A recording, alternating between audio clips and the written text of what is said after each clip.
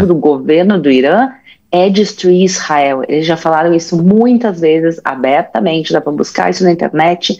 Eles disseram, a gente vai destruir Israel. A questão é que Israel tem um exército extremamente forte. Se tu ataca Israel, Israel pode revidar. Foi exatamente o que está acontecendo agora. Durante 46 anos, o Irã nunca tinha atacado diretamente Israel, por isso Israel também nunca tinha revidado diretamente.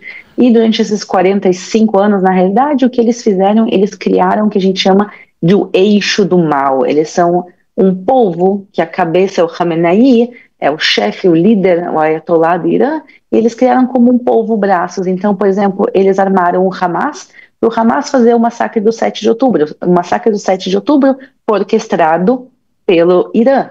Bora falar com a Aline primeiro. Dá oi aí pra nós, Aline! Como é que você tá? Shalom, aqui tá tudo meio sob controle. Eu tô falando com vocês direto de Jerusalém, agora aqui já são a 1h40 da manhã.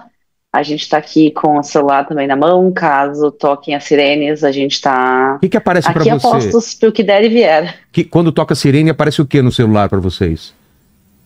Então, aqui tem diferentes fases de sirene, porque hoje em dia é diferente. Quando a gente fala hoje em dia dos mísseis, a maior parte estão sendo lançados do Irã, que é pelo menos 1.500 quilômetros de Israel de distância.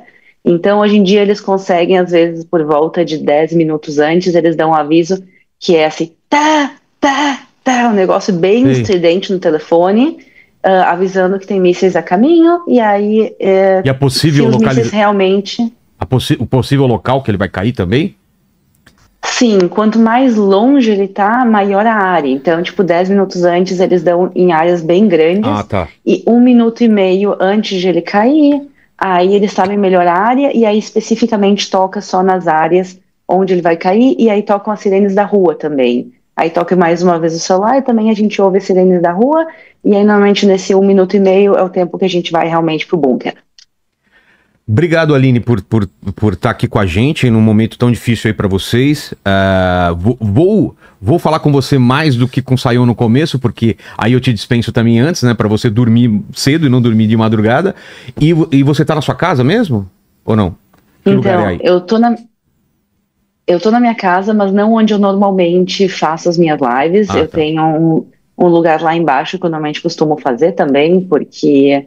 é mais tranquilo, mas dessa vez eu tô fazendo aqui, eu meio que organizei um biombo improvisado do lado onde meus filhos estão dormindo, porque se toca a sirene, a gente tem poucos minutos, então eu tenho que pegar os meus 2 filhos e levar pro bunker. Eu não tenho aqui no meu apartamento, então a gente tem que descer, sair do edifício, entrar no bunker, então por isso eu tô o mais próximo possível dos meus filhos, sem acordar eles, já que eles estão dormindo, mas sim, eu tô no meu apartamento em Jerusalém. Tá certo. Obrigado, Aline. Sayon, que honra, que felicidade ter você aqui de volta do mundo dos AVCinados. Como que a gente pode falar? Pessoas que tiveram AVC. Então, é um problema de não estudar direito o alfabeto, né? O professor falou para mim que era ABC, eu errei a letra e falei AVC, né? Exato. Mas assim, olha, pela bondade enorme de Deus, né? Eu passei por um momento muito difícil mesmo, eu poderia ter morrido, né? Mas aí depois eu posso contar os detalhes, né? Como é que a coisa aconteceu, e graças a Deus eu sobrevivi, e agradeço a honra do convite. Muito bom encontrar a Aline aqui, a gente se conhece há um bom tempo, né? E aí a gente sofre junto no meio dessa guerra, né, Vilela? E eu me sinto muito participante disso, que quando toda essa loucura... Só te interromper um pouquinho aqui, ó. Presente pra você. Seja bem-vindo de volta à nova vida aí, Sayon. Olha aqui. Lá, nasci de novo plenamente. Que legal, parabéns. Seja bem-vindo. Sabe que você, mais do que tudo, é amigo. A gente já foi pra... Muito obrigado. Foi pra Israel junto, então tem um lugar no coração aí, viu? Então, muito obrigado, muito honrado, porque eu sou parte disso, né? Eu sou uma pessoa que durante tanto tempo tenho ajudado crianças na faixa de Gaza, tenho ajudado pessoas a fugirem desses movimentos loucos, né, jihadistas do Oriente Médio, e amo demais o povo judeu e o povo de Israel, né? E também amo o povo árabe, tenho amigos árabes, palestinos, judeus, e a gente quer a paz. Mas o que acontece hoje é uma loucura, então eu faço questão de estar aqui, né, junto, para a gente conversar sobre isso e ver como é que é essa questão das profecias, né, daquilo que a gente pode ver, que é o tema de hoje. Então, muito obrigado pela honra do convite. E a gente vai estar em sintonia aí. Mas vamos ouvir a Aline, né? Porque a Aline, ela precisa aí dar os detalhes de quem está lá diretamente da fonte. Aline, vamos lá. Coloca pra gente numa linha do tempo, quando começou essa nova guerra aí agora com o Irã, porque já teve outras baterias, né, de ataques, mas agora parece que é uma coisa mais pesada e com cara de guerra mesmo, né? De um ataca, o outro se defende, outro ataca, outro se defende. Nessa linha temporal, quando começou tudo isso? Então, se a gente for falar só dos últimos acontecimentos, realmente tudo começou na quinta-feira passada, na madrugada, na realidade, da madrugada de quinta para sexta, às 3 da manhã do horário de Israel.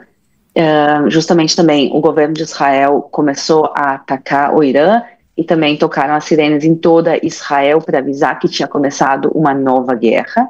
Então, aí começaram os ataques, mas os ataques de Israel ao Irã, eles são ataques muito localizados a instalações militares e nucleares, porque essa guerra não começou agora na quinta-feira, essa guerra começou há 46 anos atrás, quando esse governo terrorista assumiu o governo do Irã, e eles realmente desde então buscam a destruição de Israel, e foi uma questão de ondas e vindas, indas e vindas. Então a gente viu no ano passado o Irã bombardeando Israel 2 vezes, em abril e outubro. Então, quer dizer, é uma coisa que já vem de muitos e muitos anos, mas se intensificou de uma maneira exponencial desde a última madrugada de quinta para sexta, quando Israel realmente começou a bombardear instalações militares nucleares no Irã, e aí também o Irã começou a lançar baterias de mísseis balísticos contra Israel e drones também. E não é recente esse conflito, né? Explica direito pra gente, tá muito longe, mas Irã sempre usou o chamado proxy war, né? Usava de grupos terroristas para atacar Israel. E poucas são as vezes que foi uma guerra assim tão direta, Israel e Irã. Normalmente ele se escondia atrás de grupos que faziam trabalho sujo para eles, é isso? Exatamente, quer dizer, o objetivo do governo do Irã, e isso não é da população iraniana, é muito importante diferenciar os dois, mas o objetivo do governo do Irã é destruir Israel. Eles já falaram isso muitas vezes, abertamente, dá para buscar isso na internet.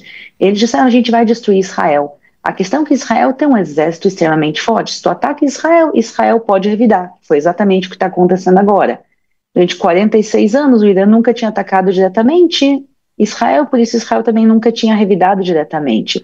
E durante esses 45 anos, na realidade, o que eles fizeram, eles criaram o que a gente chama do eixo do mal. Eles são um povo que a cabeça é o Khamenei, é o chefe, o líder, o Ayatollah do Irã, e eles criaram como um povo braços. Então, por exemplo, eles armaram o Hamas, para o Hamas fazer o massacre do 7 de outubro. O massacre do 7 de outubro foi orquestrado pelo Irã. E eles criaram, por exemplo, e financiaram por muitos anos também o Hezbollah no Líbano, os Houthis no Iêmen, as milícias iranianas dentro do Iraque. Então, o que eles fizeram? Eles criaram esses grupos terroristas, e aí esses grupos atacam Israel, e aí Israel revida contra esses grupos, e era uma maneira de o Irã lutar contra Israel sem sofrer as consequências diretas. Aí é muito fácil, quer dizer, fazer os outros morrerem, eles sacrificando palestinos, libaneses, iemenitas, iraquianos, sírios também, quer dizer, eles estão sacrificando, e pessoas no Oriente Médio todo morrendo, pessoas em Israel morrendo, e o Irã lá estava de boa, se pode dizer, até que eles começaram a atacar diretamente Israel, e aí Israel agora está revidando diretamente também, com o objetivo que é cortar a cabeça desse povo para terminar, porque a única maneira de terminar com o terrorismo da maneira que a gente conhece hoje em dia no Oriente Médio é terminar com quem financia e organiza tudo isso, que é o governo do Irã. Pois é, e como que foi esse ataque, quando o Irã ataca, e a gente vê cenas que a gente não está acostumado a ver, né? mísseis atravessando o Iron Dome e acertando Tel Aviv. Isso já tinha acontecido, assim, de uma forma dessa... Pelo menos a gente não tinha visto umas imagens dessa, não tinha chegado até aqui o Brasil, né?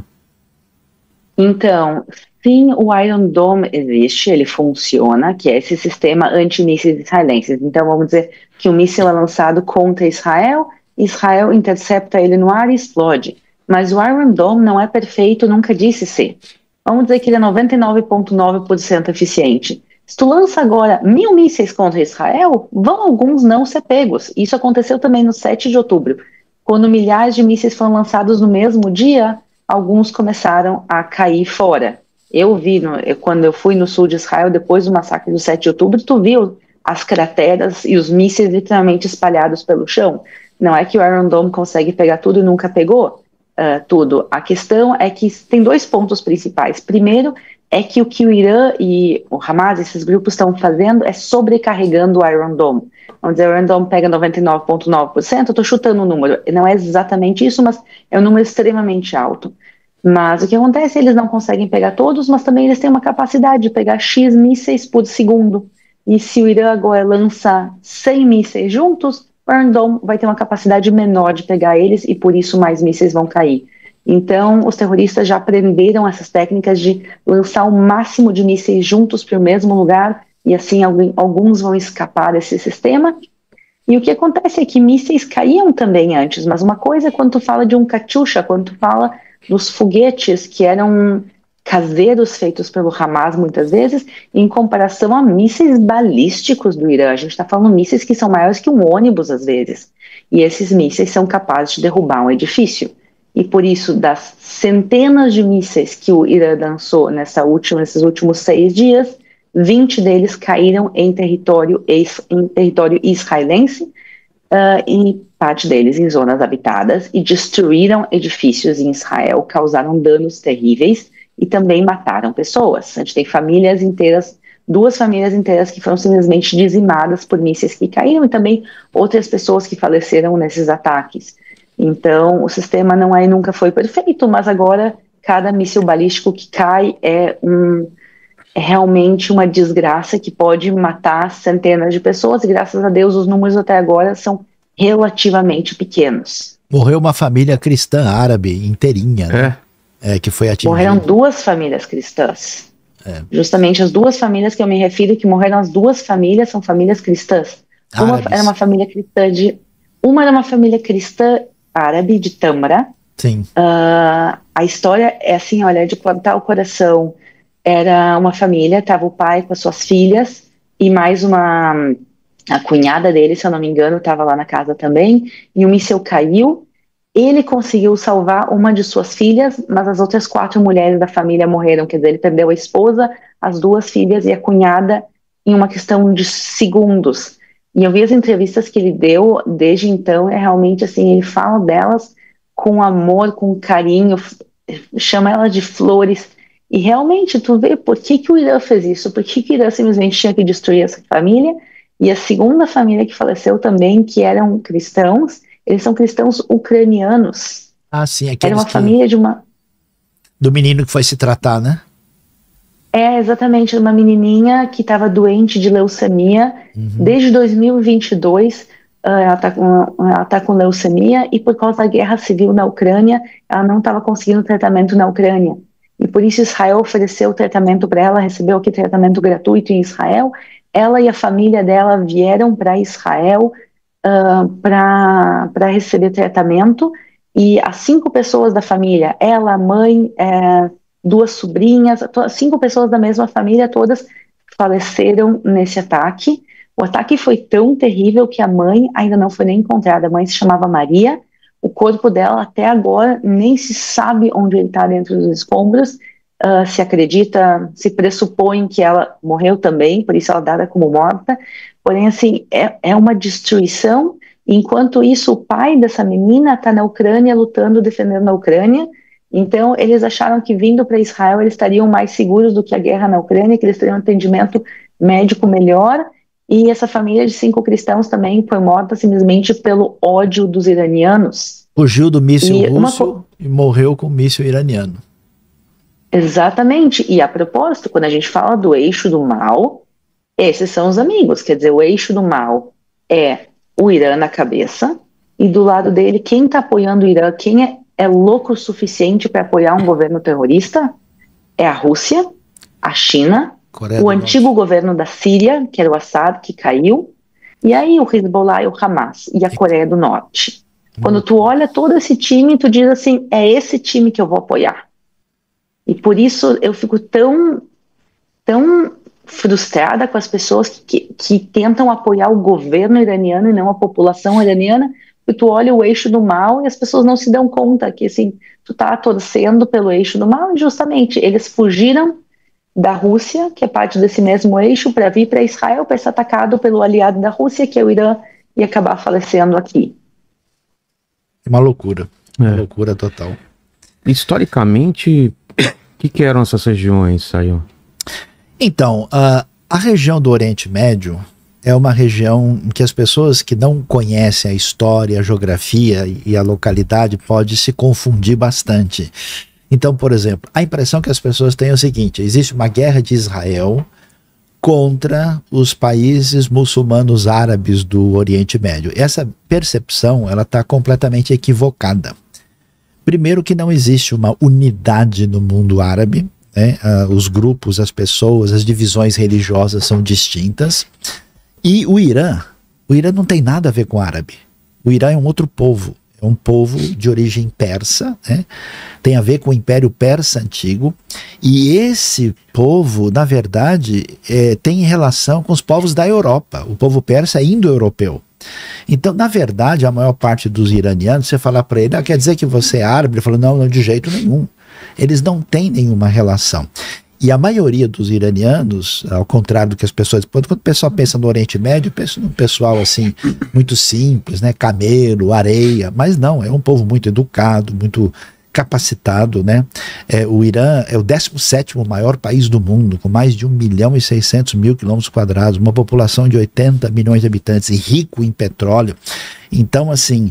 Ali na região existe uma espécie de disputa por um domínio geopolítico entre Turquia, Irã e Arábia Saudita. E o que o pessoal não entende é que há uma rivalidade enorme entre Irã e Arábia Saudita. Não faz muito tempo, esse mesmo regime louco do Irã ameaçou a mandar bombas sobre Meca e Medina, atacar a Arábia Saudita. Então a Arábia Saudita, claro, por uma razão de conjuntura, não vai dizer assim abertamente que ela está apoiando a defesa de Israel, mas eles não estão nem um pouco contentes, eles temem o Irã, assim como países do Golfo e como Israel temem. Então, quando a gente olha esse cenário e vê a diferença, por exemplo, de uma religião xiita que predomina no Irã, com os grupos sunitas, eu concordo plenamente com a Aline que a maneira como o Irã desenvolveu a sua estratégia de ampliar os horizontes ali na região é uma estratégia de usar esses grupos sem se importar nem um pouco o que vai acontecer com o iraquiano, com o sírio, com o libanês, com o palestino, porque isso no fundo não lhes interessa. Eu tenho muitos amigos árabes e amigos desses ambientes, e em conversas com eles, por exemplo, eles falaram abertamente, não, o Irã só quer usar esses países árabes porque eles não têm qualquer interesse em relação a nós. Então, não é uma simples bipolaridade, assim, de você pensar, tem Israel do lado e Irã do outro. Não, o Irã tem sintonia com outros ambientes marcados por opressão e falta de liberdade e desenvolveu todo um projeto de hegemonia no Oriente Médio e é dominado por um antissemitismo acentuado, o que é uma tristeza, porque no passado nós temos uma história muito bonita de relacionamento dos persas com o povo judeu e com os hebreus, né? Desde a história do rei Ciro, que permitiu que o povo voltasse da Babilônia, desde a história que eles ajudaram até a reconstruir o templo de Jerusalém entre os anos 520 e 516 a.C., desde a história da rainha Esther, né? E até pouco tempo antes desse golpe, né, que é chamado de Revolução dos Ayatolás, o Irã tinha uma excelente relação e uma excelente contato com os judeus e o povo de Israel, e que infelizmente, né, é isso que a gente tem que entender. A Aline falou uma frase certa: nós não temos, ninguém deve ter nada contra o povo iraniano. Existe um regime voltado para uma postura opressora, usando indevidamente a fachada religiosa para os piores propósitos que ameaçam Israel, a Arábia Saudita, o Oriente Médio, explicitamente os Estados Unidos e o mundo. Na cabeça deles, tudo que for diferente deles precisa ser destruído para o supremo domínio deles. Não dá para a gente aceitar minimamente um caminho como esse.